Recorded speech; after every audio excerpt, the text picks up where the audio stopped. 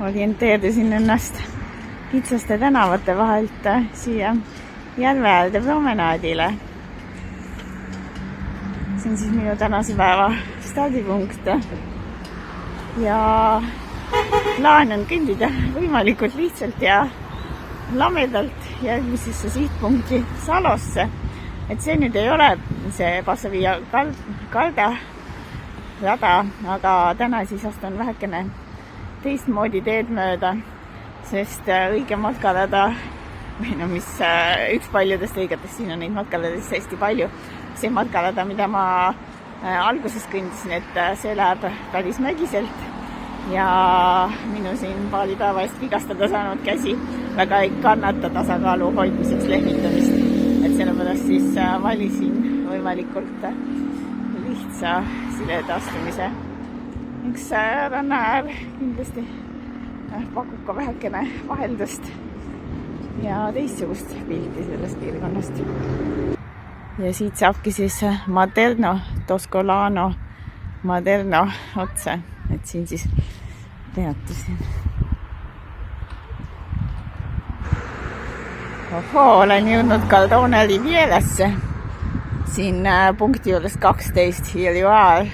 Ja nüüd hakkan sinna tagasi poole minema 11:10. Niisuke siis Riviera välja näeb siin. Paistab, et siin uhked pargikesed ja villad ja hotellikesed. Aga muide see saal, mis seal paistab, see on Isole del Calda ja see on Calda järve kõige suurem saal, et tegelikult väga suur ei ole, et siit on ka näha. Et sellel saarel on päris huvitav ajalugu juba vana Rooma ajal, et olevat olnud matmiskoht.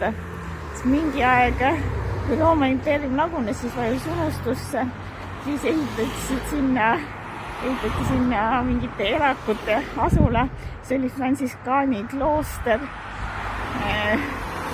Seejärel oli kindlustusrajatised, sõjad siin käisid, Veneetsia vabariikest, Napoleoni sõjad ja pärast seda on hakanud kusagilt 19. sajandist 1800 aasta midagi lihtsalt käest kätte eraomandisse käima, et on ühed ostnud ja müünud ja siis on sinna igasuguseid asju ehitatud. Ja täna ka see saar on eraomandis, aga alates 2002 saab sinna tuuriga minna, et eraomanikud, kes on suured ärid on muidki, et võimaldavad sinna tuule teha ja seal on selline ilus aed, botaanikaaed.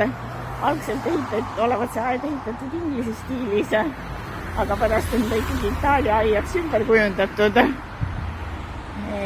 Ja kõik see pinnas, mis aia pidamiseks vaja läks, et see olevat sinna kokku tassitud, et originaalist saarest või veest tõusis lihtsalt oli mingisugune kivine maa. Et nii vähe või palju siis Isole del Caldast, Caldasaare suurimast saarest. Mul siin endal ei ole plaanis tuuri teha, aga on võimalik. On need villad siin üks teise järel. Näevad siuksed suhteliselt nagu, ma ütleks isegi vanaaegsed välja. Et see Calda järve ümbrus pidavat olema olnud juba vanadest aegadest Verona rikkurite neelis puhkepaigaks. Nii et see on juba vana puhkuste piirkond. Suisaparaatlepid üles miskisse villasse. Väga uhke. Infotahvel kohe kõrval räägib, et mis uhke hoone see siis on. Ja ütleb, et 19. sajandi algusest neoklassikalises stiilis, et saada paleeks, residentsiks arhitektile Richard Langenspienile.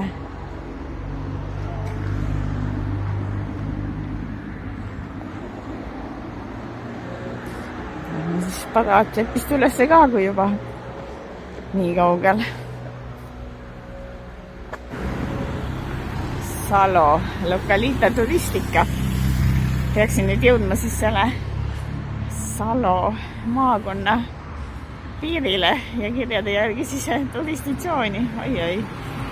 No asula, Salo-nimeline asula ja sadam, et sinna on ikka veel minna hea jupp maad. Kõigepealt asula nimega Barbarano. On alles nimi, peaaegu nagu Barbar. No nüüd olen küll jõudnud Salo rannaalale ja promenaadile.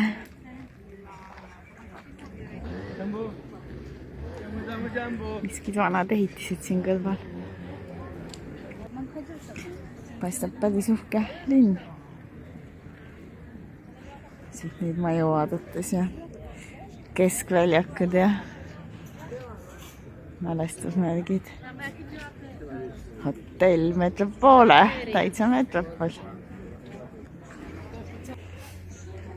Igal paadil kirjad all, paistab seda moodi.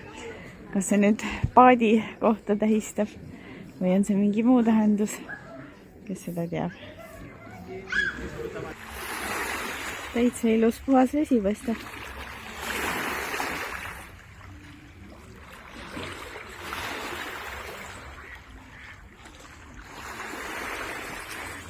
Siuke pilt siis siit.